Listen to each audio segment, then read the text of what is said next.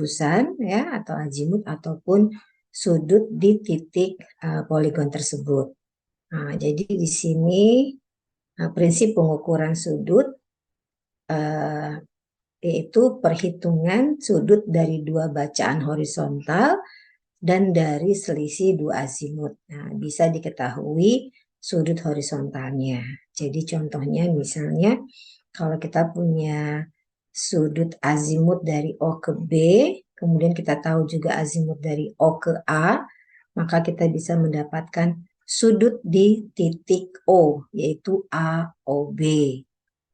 Atau sudut AOB dapat dari bacaan sudut horizontal dari O ke B ya sebagai bacaan belakang dan dikurangi bacaan sudut horizontal dari O ke A yaitu bacaan muka biasanya seperti itu. Jadi kalau kita punya titik O di sini ya, kemudian kita ingin mendapatkan azimut dari O ke A maupun dari O ini ke B, nah maka dari selisih azimut O ke A ini ya, kemudian dengan O ke B, nah maka kita bisa mendapatkan sudut horizontal di titik B, di titik O, maaf. Nah, jadi ini ada betanya. Nah, kalau misalnya kita tidak mendapatkan azimut, kita bisa mencari sudut horizontal yang dari arah O ya, kita putar ke B sebagai bacaan belakang, kemudian kita putar teropongnya ke A, ada bacaan sudut sehingga kita bisa mendapatkan sudut di titik poligon. Untuk apa gunanya? Kalau kita memiliki poligon tertutup, nanti ada syarat bahwa jumlah sudut setiap titik itu harus terpenuhi dengan syarat tertentu. Jadi hasil pengukuran kita bisa kita kontrol apakah terjadi kesalahan atau tidak. Kalau terjadi kesalahan, otomatis nanti posisi titik ini di lapangan kemungkinan akan bergeser atau tidak sesuai dengan kondisi di lapangan. Seperti itu. Nah, ini contohnya kalau kita memiliki sudut jurusan dari O ke A 60 derajat 30 menit, kemudian dari O ke B itu sebesar 260 derajat 50 menit, maka kita bisa mendapatkan sudut di titik O, yaitu sudut AOB. Nah, itu sebesar 200 derajat 20 menit. Nah, ini ya, jika terbalik, misalnya kita ingin mendapatkan sudut BOA, nah ini BOA berarti adalah yang sisi atas ya, kalau dia poligonnya nanti memanjang terbuka, nah berarti ini selisihnya ya dari OA dikurangin OB, hasilnya adalah negatif, maka ditambahkan sudut satu putaran menjadi 159,40 menit. Jadi sudut tadi ya BOA yang di sini atau AOB ya, kita menamakannya sudut di sebelah sisi bawah. Di sini beta aksen yaitu BOA, maka ini jumlahnya sama dengan 360 derajat. Jadi silahkan aja kita nanti menganalisisnya apakah di sisi bawah atau di sisi atasnya kalau dia poligonnya terbuka ya, memanjang. Nah, ini juga contohnya di sini kita punya target di A, target di B. Nah, kita punya alat pengukur sudutnya di titik O. Kita ingin mengetahui berapa besaran sudut di titik O, sudut horizontalnya. Nah, biasanya kita memasang alat di titik tempat alat, yaitu di O di sini. Kemudian kita bebas ya membaca ke target itu berapapun. Kita misalnya nggak perlu mengenolkan juga boleh. Kemudian ini namanya bacaan ke belakang. Misalnya di alat kita terbaca sebesar 107 derajat 50 menit 20 detik. Kemudian kita putar ke target A sebesar 67 derajat 30 menit 20 detik. Nah, ini berarti ada selisih bacaan sudut untuk mendapatkan sudut di titik B, titik O tersebut. Nah, demikian nanti kalau ada A, di depannya ada B, nah kemudian di depannya B lagi ada C. Nah, ini membentuk suatu traverse ya atau poligon, membentuk bidang. Nah, nanti kita akan mengetahui melalui pengukuran sudut di lapangan sudut-sudut horizontal di setiap titik yang ada. Jadi dengan menggunakan selisih bacaannya. Nah, ini dengan membaca, menyelisihkan bacaan belakang, dikurangi bacaan muka.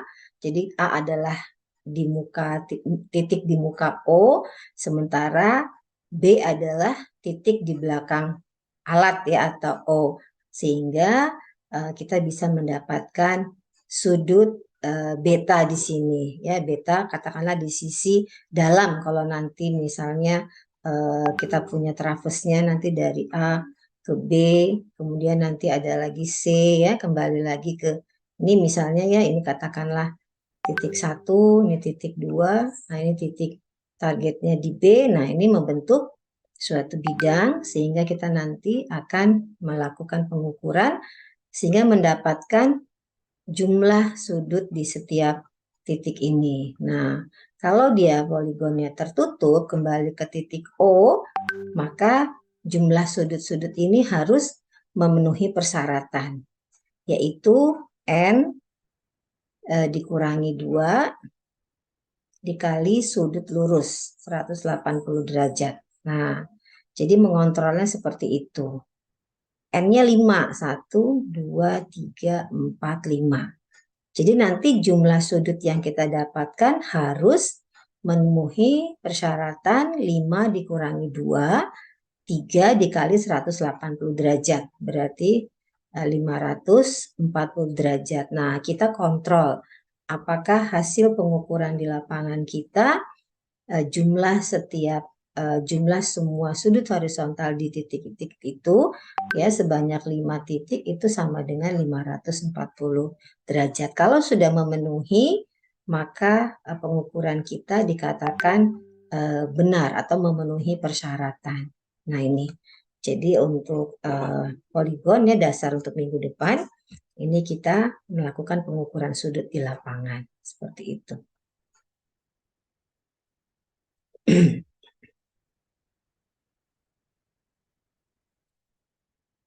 Kemudian selanjutnya, sebentar.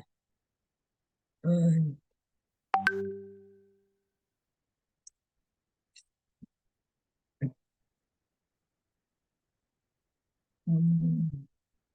Oke, nah, saya hapus dulu ya. Jadi itu pengertiannya kenapa kita melakukan pengukuran sudut di lapangan ya untuk mendapatkan atau mengetahui berapa besar sudut di titik-titik apa namanya poligon atau batas-batas wilayah area kerja kita. Kalau misalkan ini adalah area proyek kita, misalnya seperti itu. Oke, selanjutnya kita juga bisa mengatakan bahwa pengukuran sudut kita kalau memanjang ini sudut kanan pada poligon ya nanti di alat itu ada yang R, ada yang L ya. Jadi kalau kita jalannya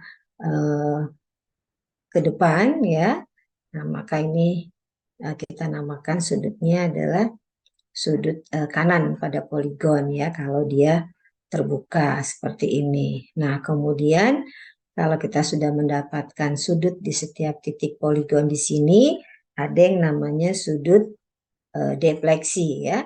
Jadi sudut searah atau berlawanan jarum jam yang terbentuk antara perpanjangan garis belakang sebelumnya dengan garis yang bersangkutan.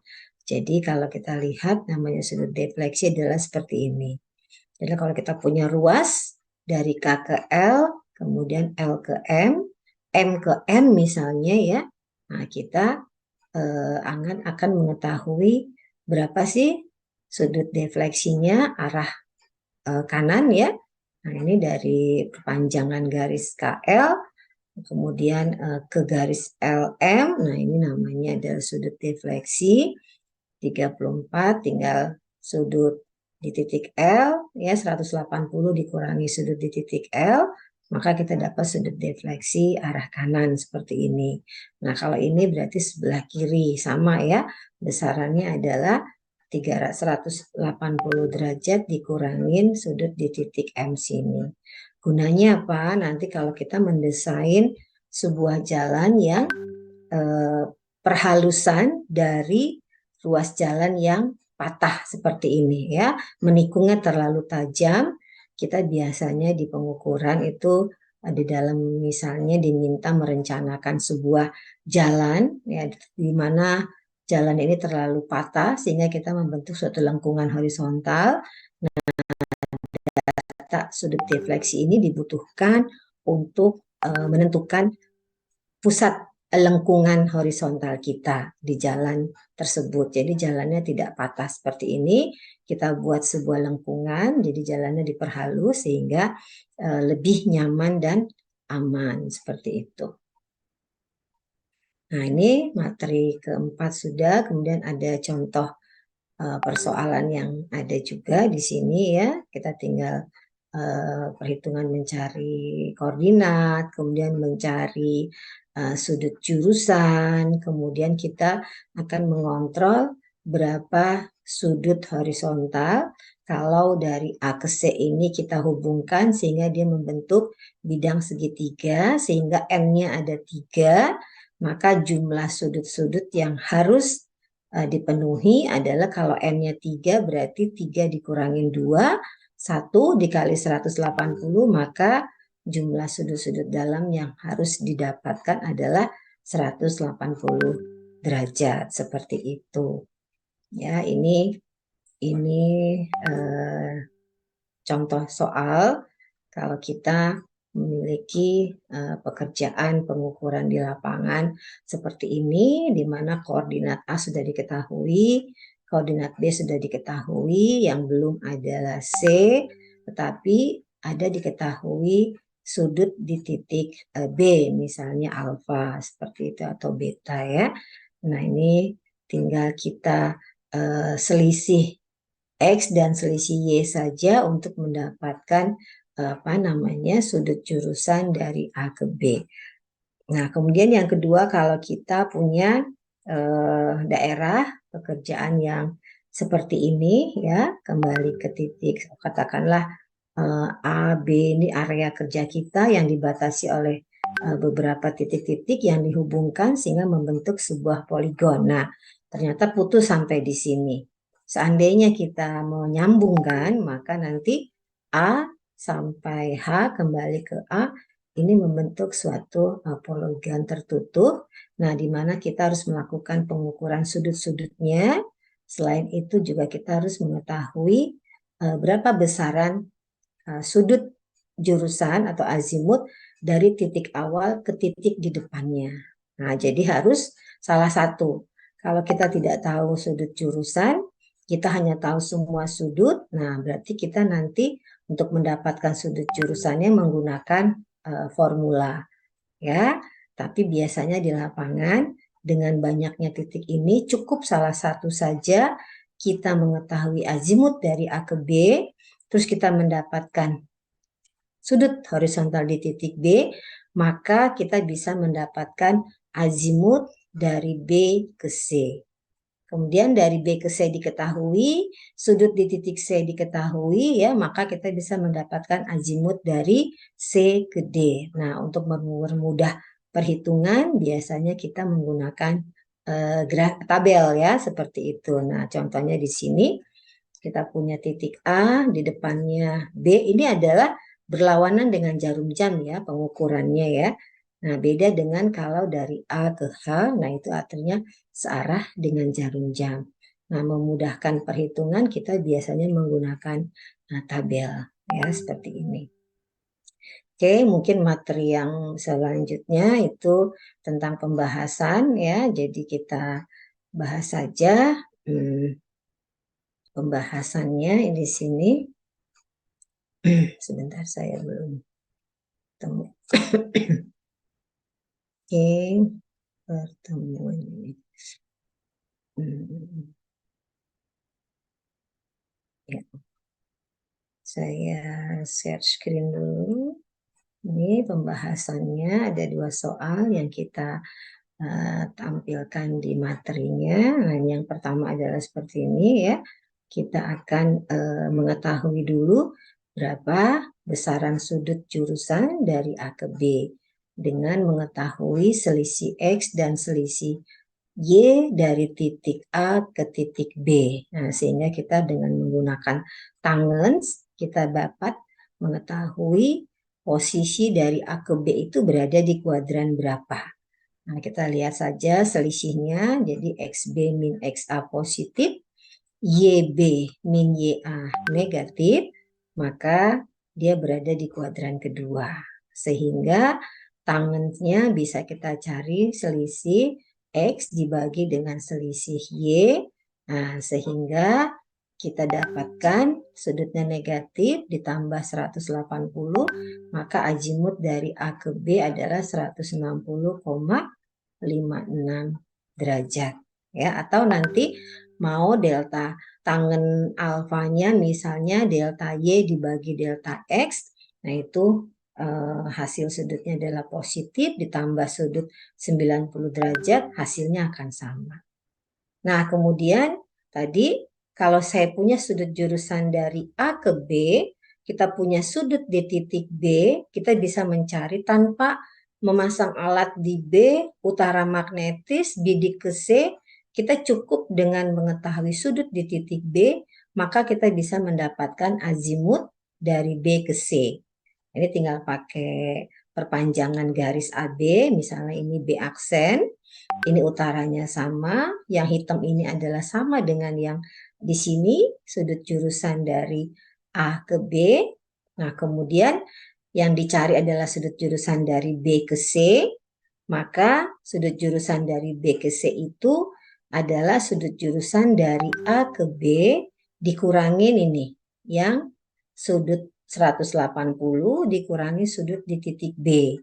Nah, jadi di sini sudut jurusan dari A ke B dikurangi sudut lurus dikurangi A ini di titik B, nah itu akan sama dengan sudut jurusan dari B ke C. Sehingga didapat sudut jurusan dari B ke C adalah 59,234 derajat.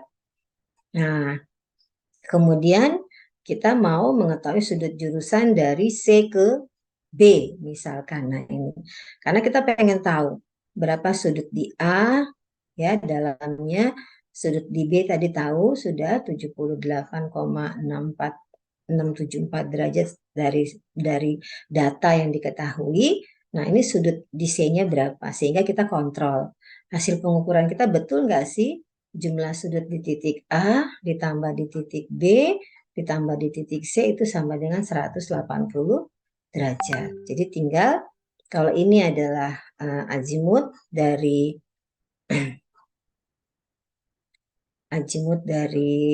ini ya. Ini azimut dari B ke C di sini tadi. Nah, ini adalah azimut dari C ke B. Nah, ini azimut dari C ke B. Otomatis besarannya adalah tinggal azimut B ke C ditambah sudut lurus. Jadi 239 ini adalah azimut dari C ke B. Nah, sementara C ke A adalah ke arahnya sini. Nah, ini. Nah, dengan mengetahui azimut dari C ke A dikurangi dengan azimut dari C ke B, maka kita bisa mendapatkan sudut horizontal di titik C. Nah, di sini kita tahu, B-nya tahu, di C-nya kita tahu, kita harus mencari. Kalau udah tahu azimut dari C ke A, maka kita bisa mendapatkan azimut dari A ke C, sehingga kita bisa mendapatkan sudut di A adalah azimut dari A ke B dikurangi azimut dari A ke C. Nah, itu ininya ya, penjelasannya. Sehingga kalau kita lihat di persoalannya jawabannya di sini sudah kita uraikan. Nah, ini bahwa azimut dari B ke C sudah jelas tadi 59,234 derajat. Azimut dari C ke B adalah 239,234. Nah, sekarang saya mau mencari berapa azimut dari ini ya, dari C.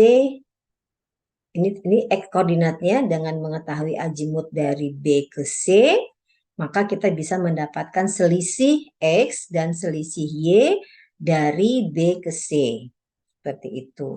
Oh, ternyata koordinat C, X-nya adalah 153,037 meter, YC-nya minus 1,519. Sehingga dari selisih koordinat delta C ke A, kita akan bisa mengetahui berapa azimut dari C ke A. Nah, jadi di sini XA-nya 20, XC-nya segini, sehingga XA min XC adalah minus ya. Kemudian YA-nya tahu, YC-nya diketahui tadi, ternyata YA min YC positif. Jadi kalau X-nya negatif, Y-nya positif, dia akan berada di kuadran keempat. Sehingga untuk mendapatkan sudut jurusan dari C ke A, kita bisa pakai arah tangan, selisih X dibagi dengan selisih Y. Nah, itu hasilnya minus 46,439 derajat ditambah sudut satu putaran, maka azimutnya adalah 313,561. Dengan demikian, azimut dari A ke C tinggal azimut dari C ke A min 180. Jadi kalau tadi dari C ke A adalah ini, maka dari A ke C adalah tinggal dikurangi sudut 180 derajat. Sehingga kita bisa mendapatkan sudut di titik C, yaitu tadi dari sudut jurusan dari C ke A dikurangi sudut jurusan C ke B, ini 74,327 derajat. Sudut di B sudah diketahui, sudut di A tadi azimut dari AB dikurangi azimut dari AC. Nah, hasilnya adalah 26 derajat, 999.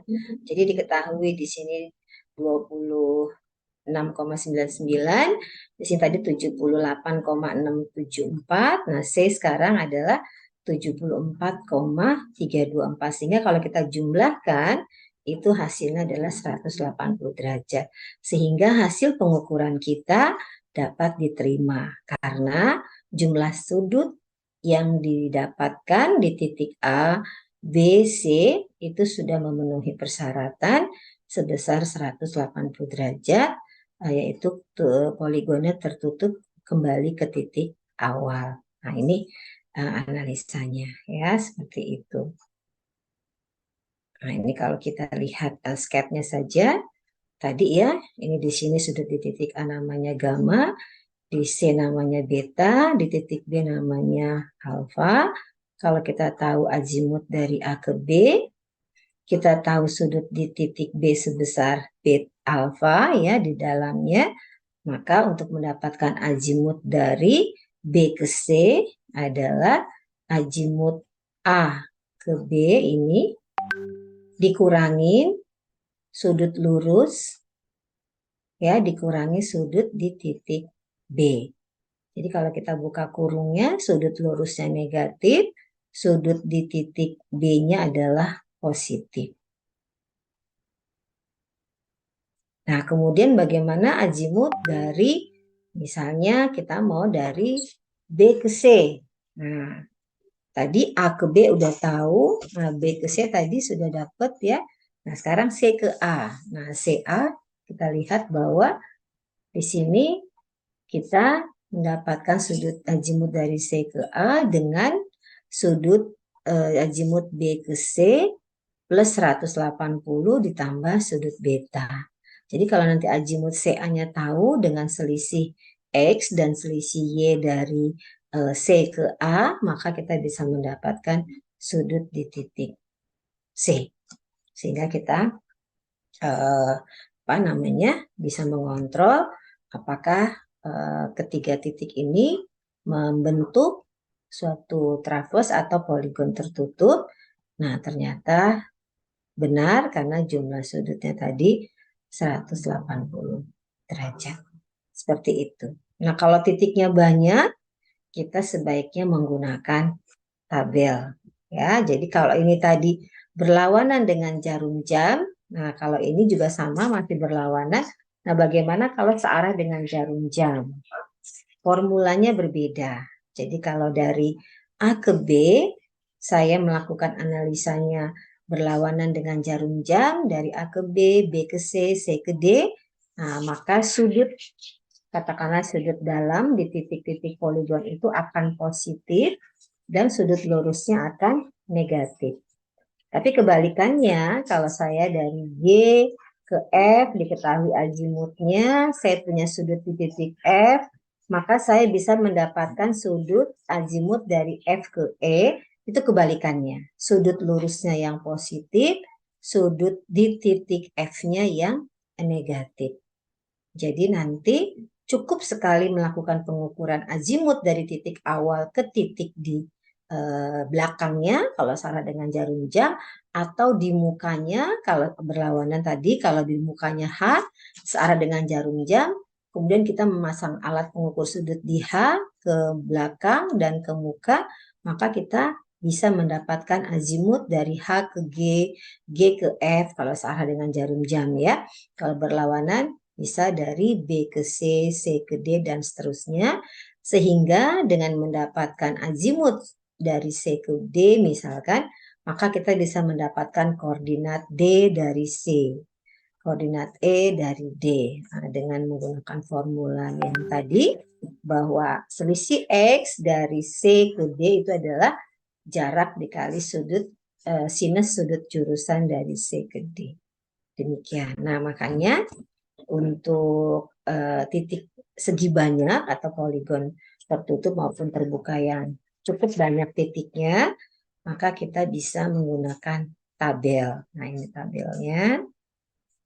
Itu dalam pengukuran pun ini didapatkan langsung dari analisa ya, bukan langsung didapatkan di lapangan karena kita punya alatnya nanti di B, nanti belakangnya A, C-nya adalah muka.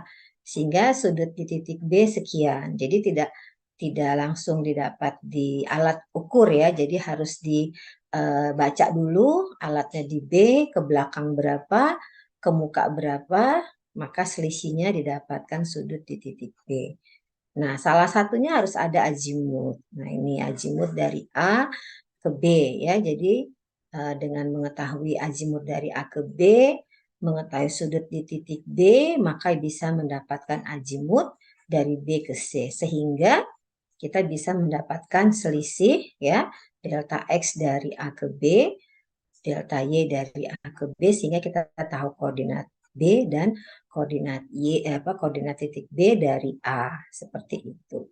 Nah, kalau dia kembali ke A, maka nanti dari H koordinat A dicari, pasti nilainya harus kembali ke titik A tersebut. Jangan nanti nilainya beda, sehingga berarti ada kesalahan di dalam pengukuran sudut, pengambilan data hasil pengukuran sudut di lapangan. Kita mudahkan pakai tabel. Nah,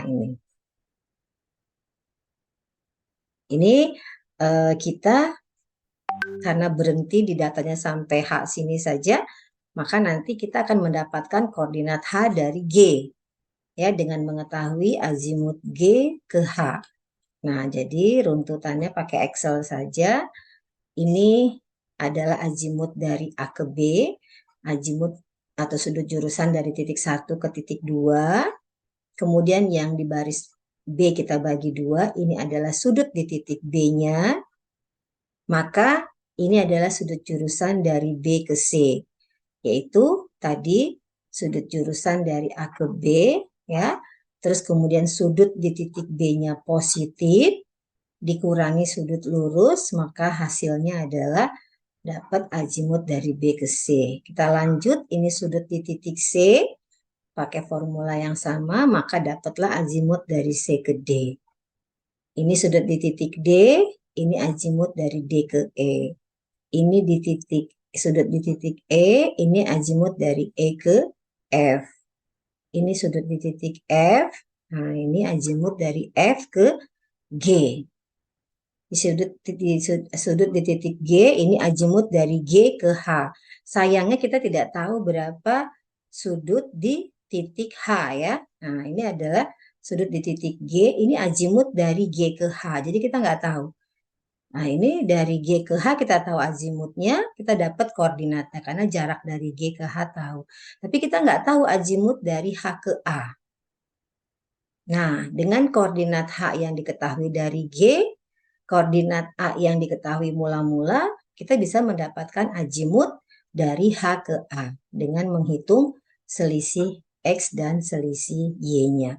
Sehingga kalau ini kita sambungkan, maka dia menjadi poligon tertutup, mencari koordinat A dari H dengan mengetahui azimut dari H ke A. Jadi contohnya kalau berhenti sampai di sini, ya sudah, berarti kita tahu koordinat titik B adalah ini C, X-nya sekian, Y-nya sekian, ini D, ini E, ini F, ini G, ini H.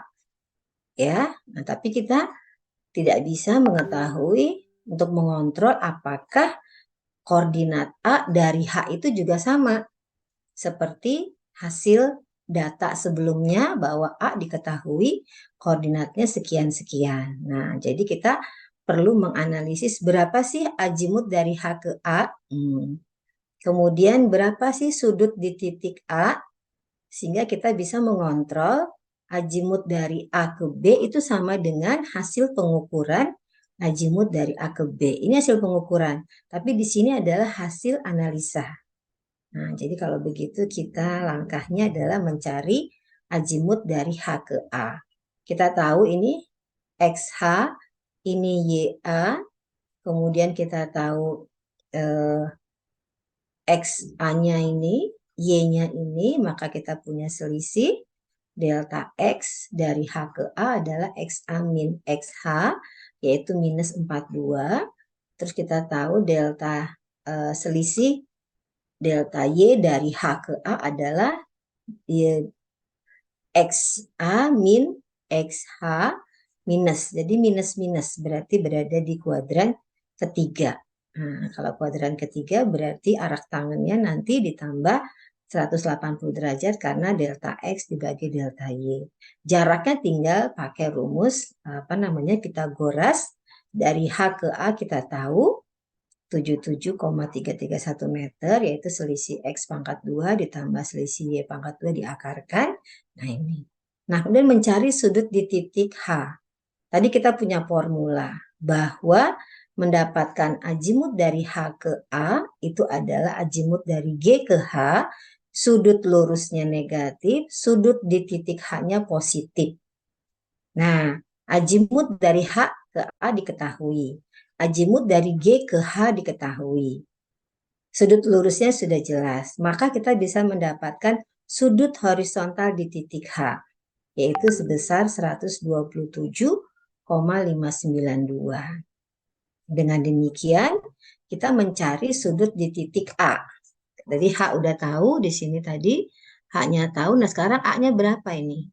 Untuk mengontrol apakah jumlah sudut A ditambah B tambah C tambah D tambah E tambah F tambah G tambah H itu jumlahnya memenuhi syarat, yaitu N-2 dikali sudut lurus. Nah, jadi kita dengan menganalisa sehingga kita tahu, oh azimut dari H ke A ini sudah dapat, hasil hitungan selisih X dan Y.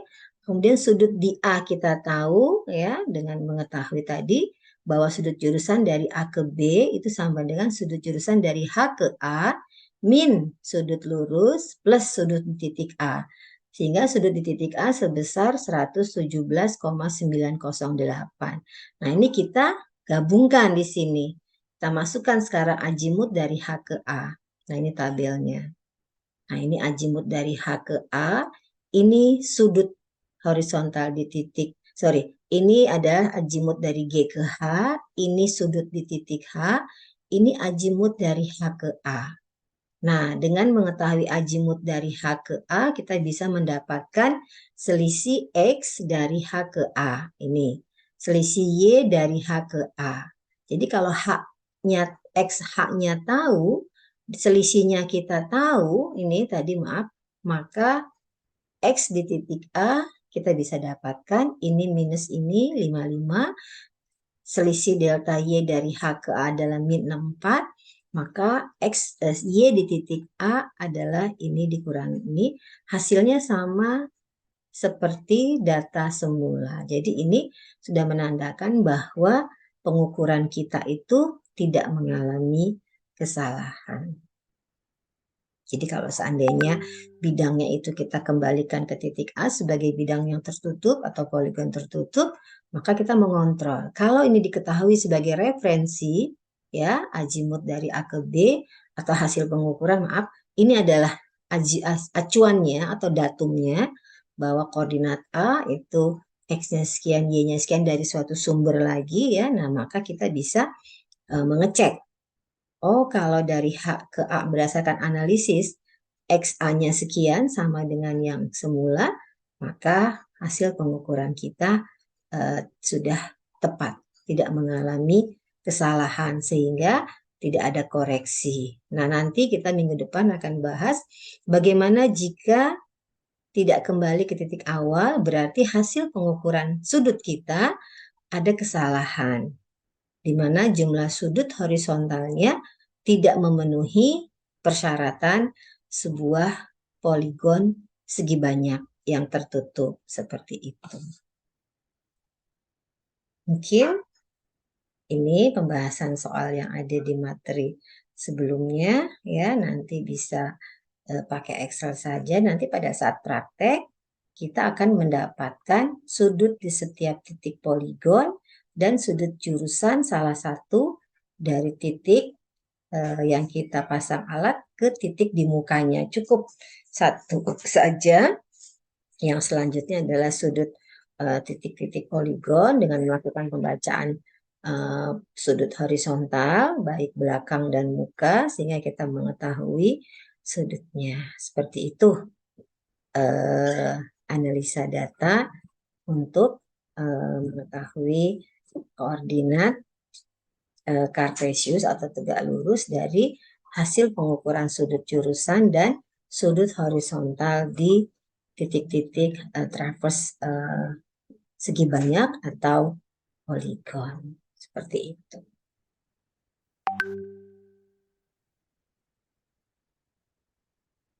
Kalau tidak ada, saya sudah kirim tugasnya itu di e-learning ya. Silahkan dicoba, nanti bisa dikirim via WA atau email ke saya. Nanti saya kasih ke Mas Purba ya untuk email saya untuk mengirim. Karena kalau di WA takutnya 2-3 hari nggak dibuka udah langsung hilang ya. Jadi kalau di email akan terdata. Walaupun misalnya saya membukanya belum sempat 2-3 hari seperti itu. Hari ini materinya adalah penyelesaian dulu ya. Nanti yang soal saya berikan di e-learning, dicoba dulu. Mudah-mudahan minggu depan saya bisa karena hari Senin rencana ada tugas ke Jogja. Mudah-mudahan malam Kamisnya ada waktu untuk bisa tetap memberikan kuliah ya. Kalaupun tidak mungkin nanti saya minta kirimkan saja tugasnya. Nanti saya coba koreksi di mana apakah sudah sesuai atau masih ada yang kurang tepat seperti itu. Nah, terus terang hari ini memang agak cukup lelah karena full dari kemarin ya.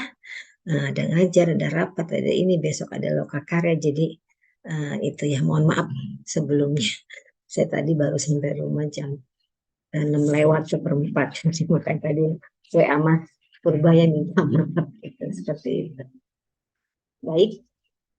Oh iya, Mas Purba yang masalah kemarin saya minta datanya dulu sama Mas Purba. Tolong didata. Nanti saya sampaikan ke Pak Pendro. Ini ada dua apa artinya dua kegiatan mungkin karena yang semuanya tidak bisa full datang di hari kerja, jadi nanti akan kita diskusikan dengan Pak Pendro ya Mas Pupa. Jadi data aja dari kelas Mungkin digabung ya 7A dengan 7B biasanya waktunya bersamaan.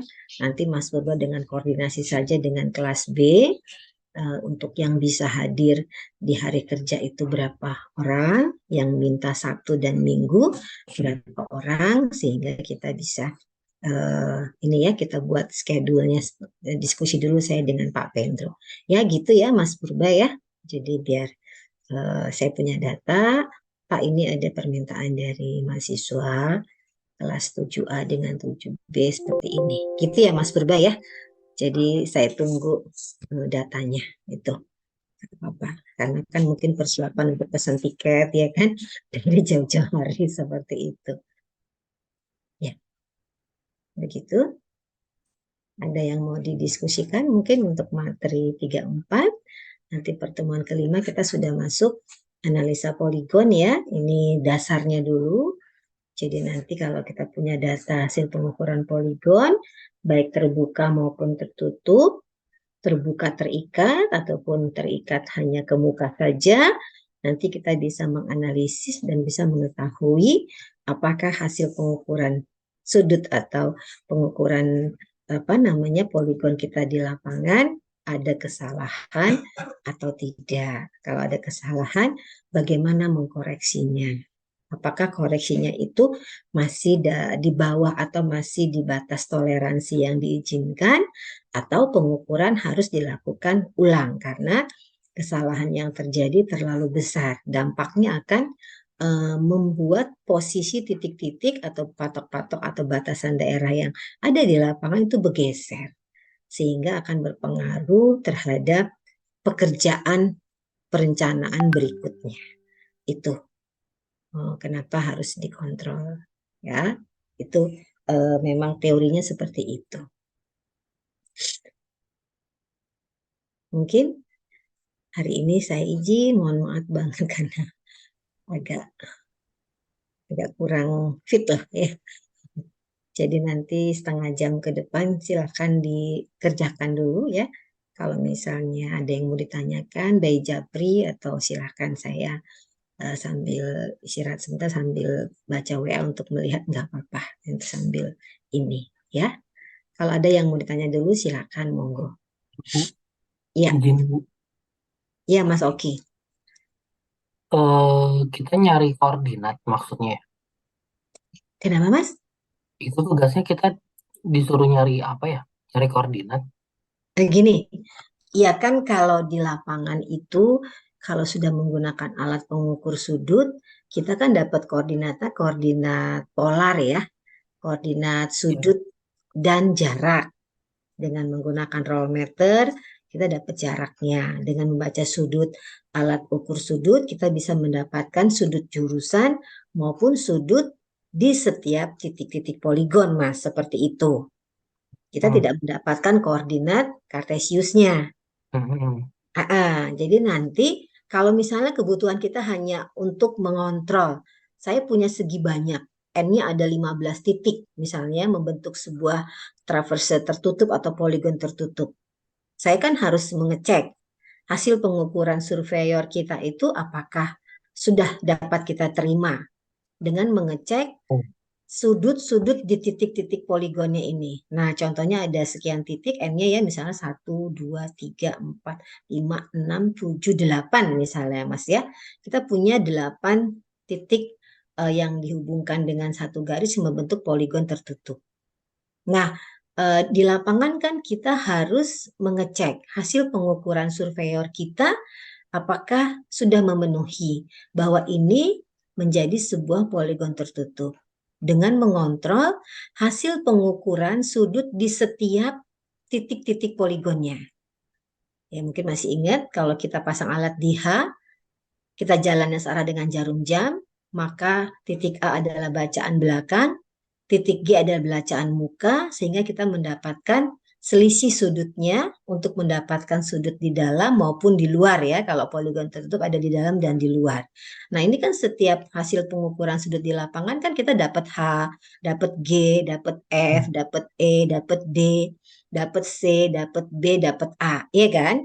Nah, ini kan untuk mengetahui apakah hasil pengukuran itu memenuhi ya kita harus jumlahkan sudutnya. Bahwa untuk poligon tertutup itu syaratnya adalah N-2 dikali sudut lurus 180 derajat kalau pakai alat pakai satuan sudut derajat ya, seperti itu.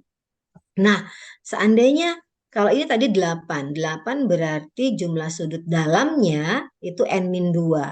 Berarti 8 dikurangi 2, 6. 6 dikali sudut 180 derajat. Berarti jumlahnya sekitar 1080 ya. Karena 6 dikali 180. 1000, sorry. Kalau 5 aja kan 900 ya. 900 kali ditambah 180, 1080, maaf. Jumlahnya harus 1080 derajat. Nah, ternyata kalau kita hasil pengukuran itu di lapangan, ini ternyata tambah ini kok lebih atau kurang. Berarti hasil pengukuran sudut di lapangan kita itu belum tepat. Artinya kalau kita nanti buat petanya, ya buat peta situasinya untuk menggambarkan posisi titik-titik yang ada di lapangan, itu nggak akan kembali ke titik awal. Itu kalau kita hanya mau mengontrol dari jumlah sudut-sudut titik yang kita dapatkan hasil pengukuran. Tetapi kalau kita mau mengembalikan dia misal ke koordinat tegak lurus untuk memudahkan penggambarannya yang sederhana ya, tinggal X dan Y, itu pun ada kontrolnya. Di mana nanti jumlah delta X ya, itu harus sama dengan 0. Jadi misalnya kita nanti kalau koordinat A diketahui, azimut dari A ke B kita diketahui, jarak dari AB kita tahu koordinat B.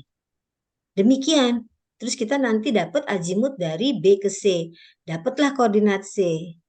Nah, itu juga cara untuk mengetahui apakah hasil pengukuran koordinat Kartesius maupun polar tadi itu memenuhi syarat atau tidak, atau terjadi kesalahan atau tidak, gitu Mas Oki. Oh Jadi iya. untuk Jadi kita kontrol. disuruh kontrol ya Bu ya? Iya, untuk kontrol. Karena kan setiap pekerjaan kita tidak Iya, terima aja dengan surveyor kita. Coba kamu lakukan pengukuran sudut iya. poligon tertutup ya, bisa atau terbuka. Terus kita kan, oh ini hasilnya sudut di A sekian, di B sekian.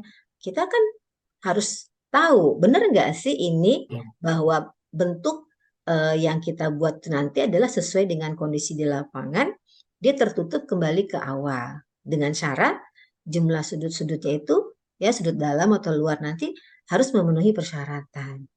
Kalau sudah memenuhi berarti hasil pengukuran mereka tidak mengalami kesalahan. Gitu. Nah, Oh kalau iya. kita mau menggambarkan ke koordinat Kartesius, kita juga bisa merubahnya. Ya, tapi dengan catatan harus mengetahui dulu jumlah sudut yang didapatkan itu sudah sesuai.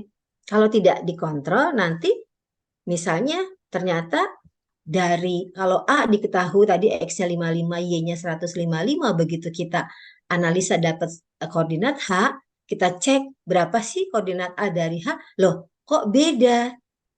Berarti kan posisi titik A di lapangan seolah-olah berpindah ya Mas ya. Iya. Padahal di lapangan kan fix itu tetap, namanya dia batasan area kerja kita. Itu maksudnya Mas. Oke. Oh iya Bu. Ya, Makasih Bu. ya,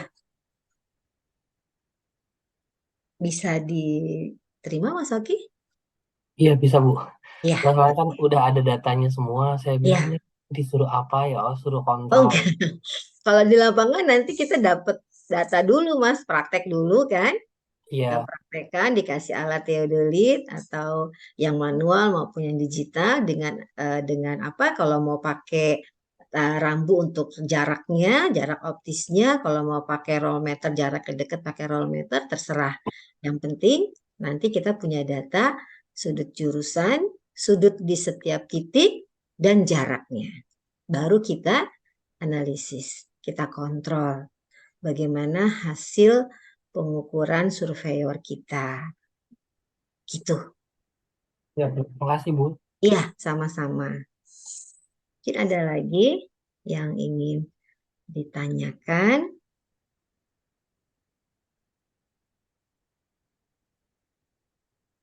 supaya nanti bentuk peta situasi kita, hasil pengukuran itu sama dengan kondisi di lapangan, ya, tidak terjadi pergeseran yang terlalu besar karena mungkin ada perbedaan ternyata, ya, begitu kita gambarkan, loh kok seperti ini, begitu kita cek ke lapangan, apalagi nanti kalau kita hitung sudutnya, hitung luasnya, ya, dengan koordinat A kita tahu, B kita tahu, sampai ke H, kita bisa menghitung koordinatnya. Tapi kalau koordinatnya sudah berbeda, berarti nanti luasnya pun akan berbeda. Seperti itu. Itu maksudnya.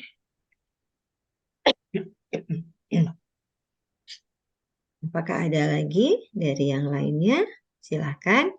Nanti bisa dipelajari langkah penyelesaiannya, ya. Nah, nanti tugasnya, kuisnya juga akan diberikan data hasil pengukuran, saudara diminta mengecek, mengontrol, bahkan menyimpulkan apakah hasil pengukuran dari surveyor kita apakah sudah memenuhi atau masih ada yang kurang tepat, ya. Nah, kurang tepatnya atau salahnya itu apakah kesalahannya masih dapat diterima atau tidak, ya. Jadi nanti ada materi berikutnya untuk poligon terbuka maupun tertutup. Seperti itu. Karena pertemuan 5, 6, 7 itu saya lihat bahasa tentang poligon semua. Jadi nanti kita habis teori, kita kasih data, kita coba menganalisisnya. Gitu. Jadi nanti kalau praktek, udah punya datanya yang real di lapangan, nah kita coba analisa data tersebut, terus kita nanti kontrol, kalau sudah nggak ada terjadi kesalahan, kita buat gambarnya, ya, untuk digunakan keperluan berikutnya itu. Ini masih apa namanya, traversi atau bidang horizontal. Kita belum ke bidang vertikal atau permukaan tanah di D dengan E itu tingginya yang mana, tinggian D kah, tinggian E kah, nah itu nanti pengukuran vertikal. Ini masih horizontal seperti itu.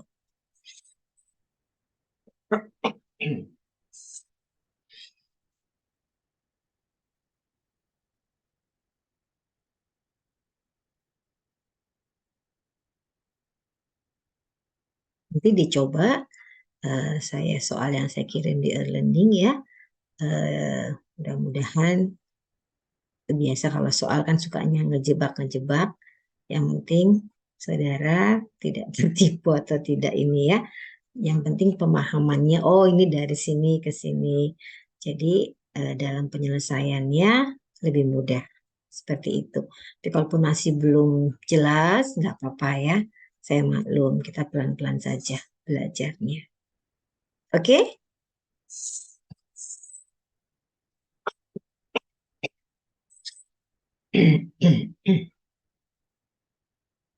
Ada lagi yang ingin disampaikan? Perhitungannya sangat sederhana, kok nggak susah, ya. Itu juga hanya ilmu ukur sudut-sudut saja, ya. Hanya menggunakan skep-skep, jadi tidak perlu dihafal. Nah, mudah sekali, ya. Jadi insya Allah saya yakin semua akan dapat memahaminya, ya. Seperti itu. Adakah lagi yang ingin ditanyakan?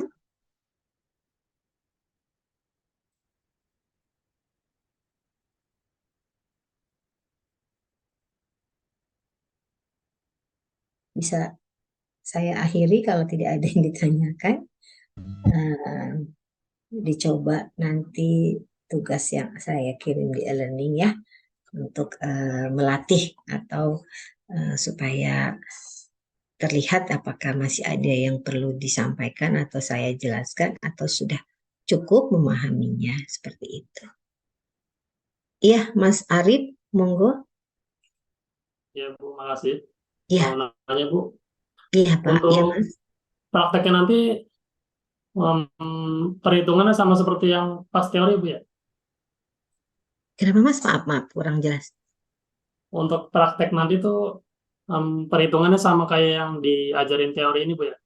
Iya, jadi nanti kalau ini kan seolah-olah kita udah punya data ya Mas ya. Ini kan data hasil pengukuran, bagaimana mengolahnya, bagaimana menganalisisnya, bagaimana mengetahuinya, apakah hasil pengukuran, data pengukuran tersebut sudah bisa kita terima. Nah, nanti kalau kita praktek ya kita akan melakukan pengukuran pengambilan data di lapangan. Misalnya diberikan beberapa titik di lapangan, coba pakai alat pengukur sudut, kita ukur, kita baca datanya, kemudian berapa yang kita dapat. Terus kita analisa seperti teori yang saya berikan. Seperti itu, Mas Arief. Iya Bu, ini soalnya kita saya pribadi ini masih em, belum bisa ngeraba sih Bu untuk perhitungan ini Bu. Iya, Mungkin nggak kalau apa-apa. praktek nanti bisa ini ya, praktek bisa Ya, lebih betul. jelas kali ya. Iya, insya Allah. Kalau sudah melakukan pengukuran sendiri, terus kemudian saudara analisa hasil pengukurannya seperti apa ya.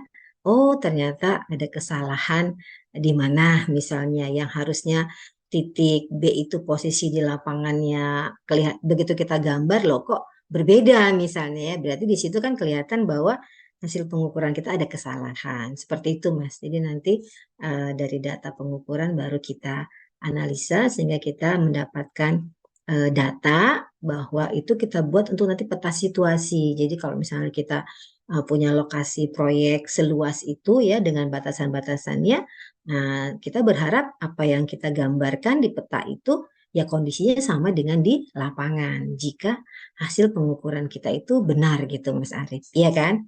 Seperti itu. Bisa, Baik Bu, terima kasih. Ya. ya sama-sama Mas. Ada lagi mungkin?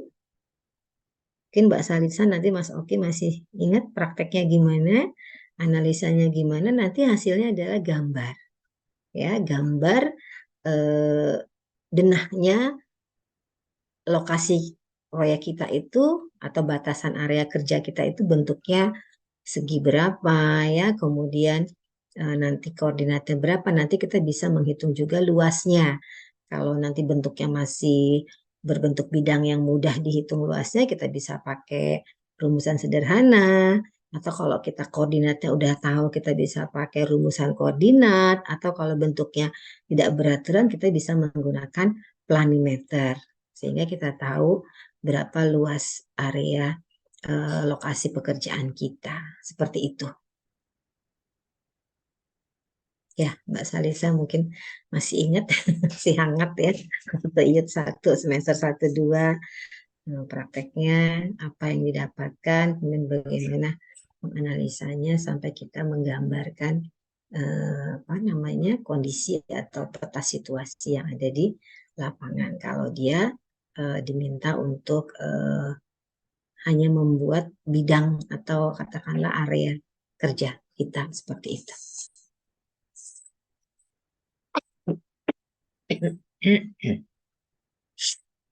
Ada lagi yang ingin ditanyakan?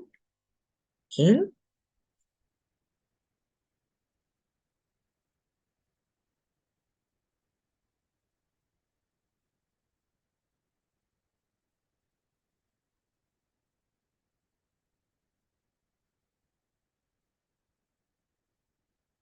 masih ada atau bisa saya akhiri izin lebih dulu di awal? Terima kasih. Iya Bu, udah cukup. Ya, cukup. Terima kasih Mbak Isan. Kalau tidak, saya ucapkan terima kasih. Dicoba ya soal yang ada di e-learning yang saya kirim. Mudah-mudahan bisa diselesaikan dengan baik dan benar. Oke, kalau tidak ada, saya akhiri. Terima kasih. Assalamualaikum warahmatullahi wabarakatuh. Waalaikumsalam warahmatullahi wabarakatuh. Terima kasih Bu. Ya, sama-sama. Selamat Iya, istirahat. makasih Mas Purba. Ya Bu, Mohon istirahat. maaf. Kita izin live ya semuanya. Ya, sampai ketemu lagi minggu depan. Bu. Bu.